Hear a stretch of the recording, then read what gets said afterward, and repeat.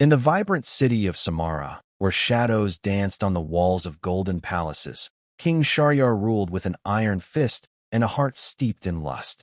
Shahryar spent his nights immersed in wine and the embrace of girls, pursuing his pleasures without leaving room for love or hope. He was blessed with no children until his wife, Queen Layla, became pregnant after years of patience. She gave birth to a daughter named Shema, but fate snatched Layla away on the night of her birth, leaving Shahryar in a spiral of anger and despair. Seeing in Shema's eyes the specter of his betrayal of life, he ordered his guards to remove her from the palace and throw her into the harsh embrace of the desert. But the desert, for all its cruelty, was merciful. Shema was found by an old Bedouin woman who raised her like her own daughter amid the sand dunes. Shema grew up strong, intelligent, and stunningly beautiful, bearing the features of her mother Layla, with eyes that shone like stars. She always dreamed of a distant palace, as if an invisible thread connected her to an unknown past. 20 years later, Shema returned to Samara, driven by a burning longing to uncover the secret of her origins. She infiltrated the palace as a servant, concealing her identity beneath a simple robe. She moved through the halls like an enchanting shadow, attracting attention without realizing it. One night, as she played a sad tune on an old oud, Shahryar spotted her. His heart stopped for a moment. Shema was a living mirror of Layla.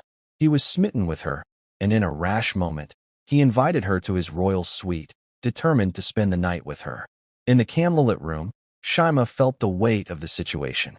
She tried to evade him, but Shahryar persisted, his eyes filled with desire and confusion. He asked her name, and she replied, Shema. Then he noticed a silver ring on her finger, Layla's ring, which he had given her on their wedding night. His voice trembled as he asked, "Where did you get this?" Shema told her story, a child left in the desert, found with this ring by an old Bedouin woman.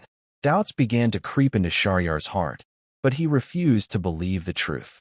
That night, Shema escaped from the suite, but found an ancient document in one of the deserted rooms, a royal order to expel a newborn baby girl. Shema realized she was the king's daughter. Her anger flared, and she decided to confront him. She returned to the palace the next day, wearing an elegant gown she had stolen from the queen's treasures, carrying Layla's ring as proof. In the throne room, she stood before Shahryar and cried, "I am Shema, your daughter whom you cast into the desert. How dare you see me as another victim of your desires?" The situation exploded. The guards tried to arrest her, but the people who had heard the story gathered outside the palace, demanding justice.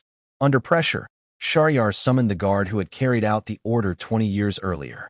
The guard, in a trembling voice, confessed that he had not killed the baby, but had left her and the ring in the desert.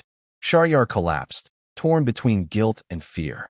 He tried to approach Shema, but she rebuffed him, saying, "You killed my mother with your cold heart, and you tried to kill me twice, once in the desert and once on your forbidden night." But Shema, who inherited her mother's wisdom, decided not to let anger control her. Instead of seeking revenge, she demanded a public trial for Shahryar. In a hall packed with people, Shema revealed the truth, telling her story with a voice that shook the walls. Shahryar declared his repentance and abdicated his throne in favor of Shema, who became queen of Samara. Under her rule, the city flourished, transforming from a place of vice into a symbol of justice and mercy. One peaceful night, Shema visited her mother Layla's grave and promised to carry on her legacy with a pure heart.